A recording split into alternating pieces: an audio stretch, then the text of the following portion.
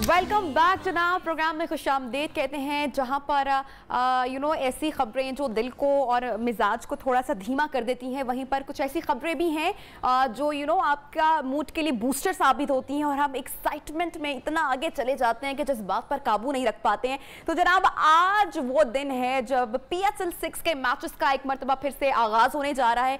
Covid की वजह से आपको पता है कि हमारे मैचेस कितने मुतासर हुए थे और चूंकि हम पंजाबी हैं भई, असां ते पंजाबियां, असां ते लाहौरियां, तो हम PSL 6 में किसको सपोर्ट करेंगे? ऑब्वियसली लाहौर कलंदर्स को सपोर्ट कर रहे हैं भाई, हमारी फेवरेट टीम। अच्छा जी, लाहौर कलंदर को सपोर्ट करने की जो मेरी एक बड़ी वजह है, ऑनेस्टली स्पीकिंग, मैंने कभी अपने शो पर ये इससे पहले मैंने ये बात नहीं की, लेकिन मैं आज इसको ऑफिशियली अनाउंस करूंगी कि लाहौर कलंदर को सपोर्ट करने की मेरी एक बहुत बड़ी वजह फवाद राना साहब है।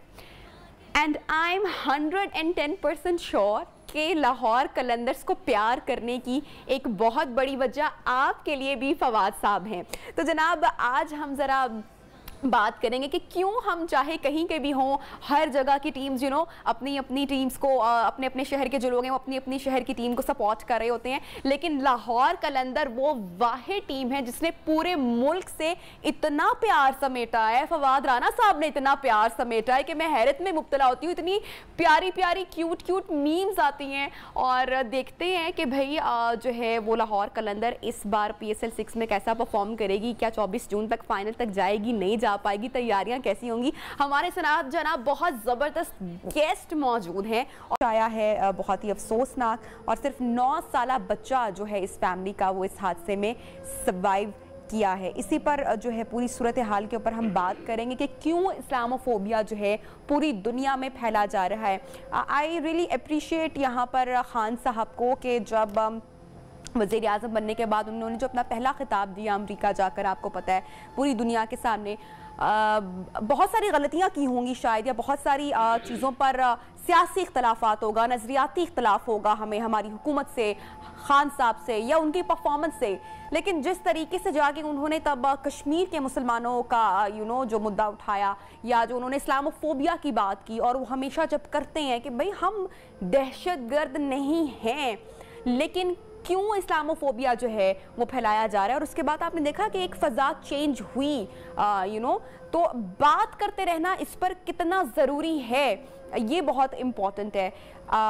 इसी के ऊपर हम बात करेंगे। अभी हमारे साथ कनाडा से 2 सहाफ़ी जर्नलिस्ट मौजूद होंगे, बदर मुनीर साहब होंगे, अरशद जैदी से भी हम बात करेंगे, और स्टूडियो में भी हमारे साथ जनाब हामिद अल मशरकी साहब, he is a senior journalist analyst, इनसे हम बात करेंगे। लेकिन पूरा जो वाक़या है वो कैसे हुआ, कितना लॉस हुआ, उसके ऊपर हम बदर साहब से बात करते हैं। जी अस्सलाम वालेकुम बदर मुनीर साहब।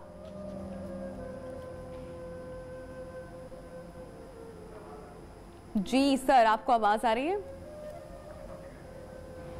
बदर साहब से बात करते हैं। हामिद साहब तो स्टूडियो में मौजूद हैं, उनसे हम उनकी जानिब पहले रुख करते हैं और उनसे करते हैं बात। हामिद साहब, मैंने प्रोग्राम के आगाज़ में बात की थी पहले कि न्यूजीलैंड वाला भी वाक़या हुआ था, एक इंसिडेंट हुआ था, पहले भी हम जिक्र कर चुके हैं, और अब जो ये भी एक हादसा हुआ है, बहुत ही दर्दनाक और खौफनाक, और साफ बताया जा रहा है कि हमें मुसलमानों से कितनी नफरत है, ये उसका सबूत है। थैंक यू वेरी मच नबिया। बात ये है कि अब जो नफ़रत पर मबनी मुसलमानों के ख़िलाफ़ जो दहशतगर्द हमले हैं वो रोज़ बरोज़ बढ़ते जा रहे हैं, और ऐसे ममालिक में होते जा रहे हैं जो अमन के लिए पूरी दुनिया में एक मिसाल के तौर पे पेश किए जाते थे। न्यूजीलैंड हो गया, कनाडा हो गया, ऑस्ट्रेलिया हो गया, और ये बहुत बड़ा लम्हा फ़िक्रिया है उस यूरोप के लिए जिसने, उस वेस्टर्न वर्ल्ड के लिए, अमेरिका, ऑस्ट्रेलिया, यूरोप, जिसने ख़ुद इस नफ़रत को पनपने दिया, जो ज़िम्मेदार है इस तरह के नफ़रत के बढ़ने का, जिसने जब मुसलमान की कोई भी काम होता था उसको इस्लाम से जोड़ा, कोई भी हमला होता था उसको दहशतगर्दी से जोड़ा, उस सब की वजह से आज वो फसल पक गई है जो कि नफ़रत की फसल है, और उसकी वजह से पूरी दुनिया में मुसलमान दिन ब दिन गैर महफूज होते जा रहे हैं। ये हमला जिस जगह पर हुआ है ओंटारियो में, सिटी ऑफ लंदन में, ये इस फैमिली के बारे में मेरे पास जो मालूमात है है ये इंतहाई पुरअमन लोग, इंतहाई मिलनसार डॉक्टर साहब, उनकी फैमिली। देखें आप, एक 74 साल बूढ़ी औरत जो सड़क के किनारे वॉक कर रही है, वो क्या दहशतगर्दी फैलाएगी? एक 44 साल का डॉक्टर जो मसीहा है, जो लोगों का इलाज कर रहा है, अपनी कम्युनिटी का इलाज बिला इम्तियाज कर रहा है, उसने क्या दहशतगर्दी फैलानी? उसकी वाइफ जो एक हाउस लेडी है, उसने क्या करना? उस 15 साल बेटी का क्या कसूर, जिसने अभी स्कूल भी मुकम्मल नहीं किया? और उस 9 साल बच्चे का क्या कसूर है, जो अब अकेला माँ बाप बहन भाइयों के बगैर ज़िंदगी गुजारेगा? उसके बड़े सारे उसको छीन लिया गया। और क्या कि जी उसको एक 20 साल इस नफ़रत की बिना पर कि जी ये मुसलमान हैं, और उसके ऊपर गाड़ी चढ़ा देता है। पॉल वाइट, जिन्होंने, जो डिटेक्टिव इंक्वायरी ऑफिसर हैं, उन्होंने वाज़े तौर पर इसको हेट क्राइम तो करार दिया है। साथ साथ मेरा ख्याल है कि इसके ऊपर ना सिर्फ टेररिज्म के चार्जेस लगने चाहिए, बल्कि इसके साथ साथ इस केस को कनाडा को मिसाल बनाना पड़ेगा। मैं इससे इनकार नहीं करता कि जस्टिन ट्रूडो ने बहुत खूबसूरत तकरीर की अपनी, और उसके बाद ट्वीट भी बहुत अच्छा किया, लेकिन अमली तौर पर भी मैं समझता हूँ कि कनाडा की गवर्नमेंट को इससे ज़्यादा किरदार अदा करना पड़ेगा। इसकी वजह यह है कि पिछले दिनों एक और वाक़या पेश आया जो मीडिया में नहीं था, लेकिन मेरे पर्सनल नॉलेज में आया, कि एक 2 बच्चों की वालदा सिंगल लेडी हैं, कनाडा में रह रही, टोरंटो में, क्योंकि उनके हमसायों ने इतने वो नफ़रत अंगेज़ उनको जुमले कसे और ये कि उनको उस महल्ले से, उस स्ट्रीट से घर छोड़ के जाना पड़ा। और उन्होंने बाकायदा हमें बताया कि जी देखें, मैं सिर्फ इसलिए ये घर छोड़ रही हूँ, आप पाकिस्तान में बैठे क्या समझ रहे हैं, और कनाडा में मुझे इसलिए घर छोड़ना पड़ रहा है कि मेरे जो महल्लेदार हैं वो मुझे बर्दाश्त नहीं कर पा रहे बहैसियत मुसलमान।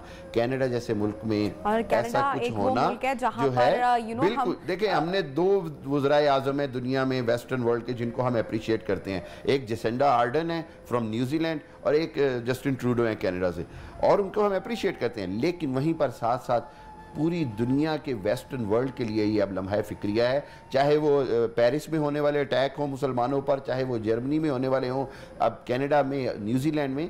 बात यह है कि जब तक इस्लामोफोबिया के ख़िलाफ़ होने वाला हर जुर्म स्ट्रेट अवे उसी तरह टेररिज्म करार नहीं दिया जाएगा, जिस तरह पर इन्होंने मुसलमानों पर नाजायज़ तौर पर टेररिज्म का दब्बा लगाने की कोशिश की, तब तक ये मसला हल नहीं होगा। और ख़ुद यूरोपीय कम्युनिटी के जो इंटेलेक्चुअल्स हैं उनको आगे आना पड़ेगा, और उनको ये दुनिया को बताना पड़ेगा कि अब जो है वो मुसलमानों के ख़िलाफ़ आपका कोई भी नफ़रत अंगेज़ इक़दाम जो है वो पूरे वेस्टर्न वर्ल्ड को बदनाम करेगा। ऐसे ही जैसे एक मुसलमान का गलत इक़दाम पूरे इस्लाम को बदनाम कर रहा था, इसी तरह अब एक गोरे का, एक क्रिश्चियन का किया हुआ गलत इक़दाम पूरी मगरबी दुनिया को और पूरी ईसाइयत को बदनाम करेगा। यही पैगाम दुनिया को देने की ज़रूरत है। उसके साथ साथ हमारी पूरी हमदर्दियाँ हैं उस फैमिली के साथ, उसके साथ जो कुछ हुआ है, हम बहैसियत पाकिस्तानी, बहैसियत मुसलमान, बहैसियत लाहौर के शहरी के, हम उनके साथ खड़े हैं, और हम ये चाहते हैं कि उनको इंसाफ मिले, और आइंदा के लिए जो है वो कनाडा की हुकूमत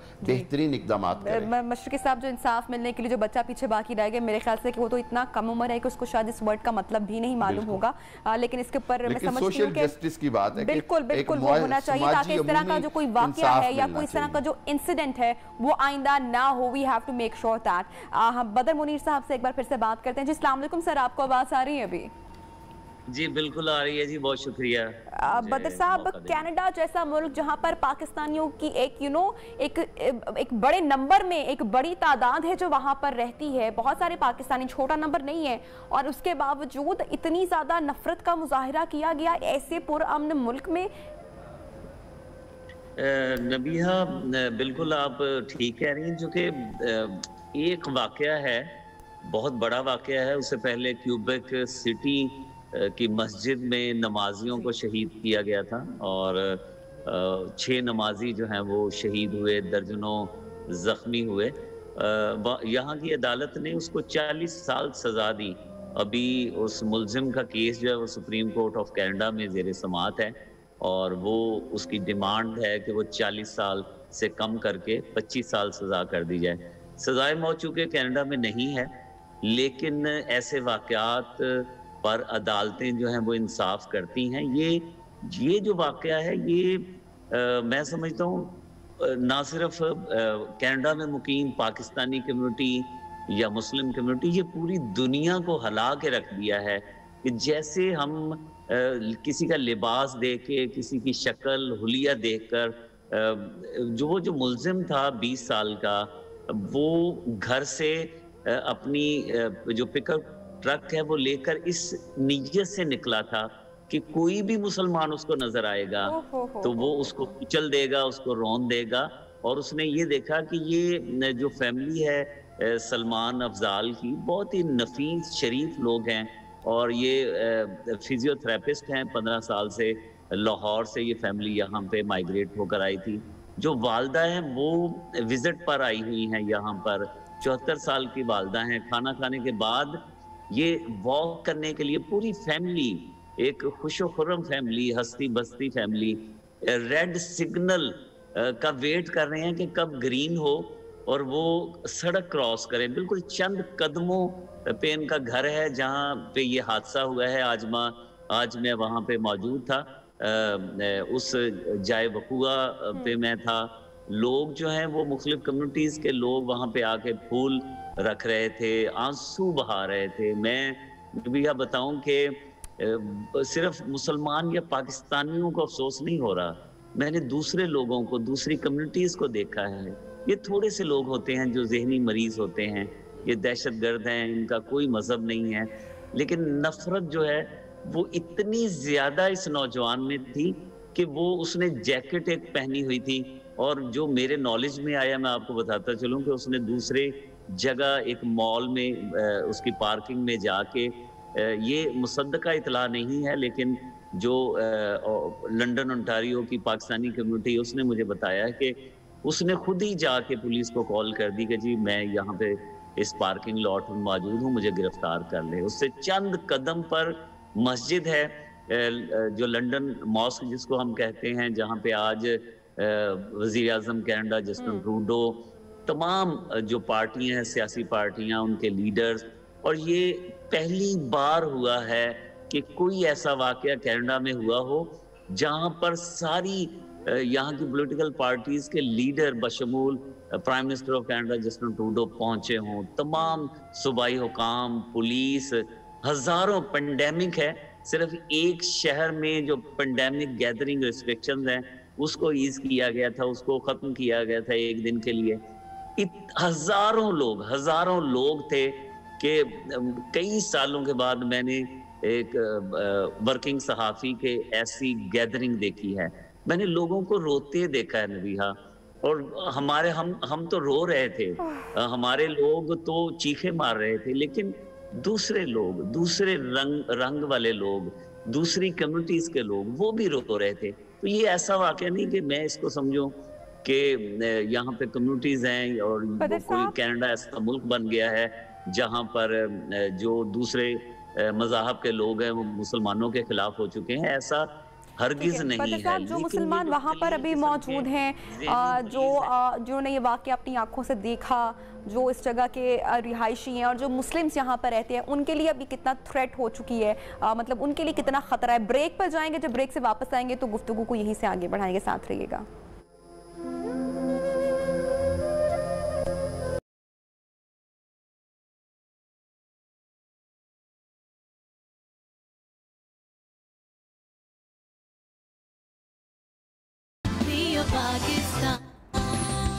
वेलकम बैक। और कनाडा में जो अफसोसनाक हादसा जो पेश आया, उसके ऊपर मुख्तलिफ दुनिया से स्टेटमेंट्स भी अभी सामने आ रही हैं। जो वज़ीर आज़म हैं कनाडा के, उनकी भी स्टेटमेंट सामने आई है।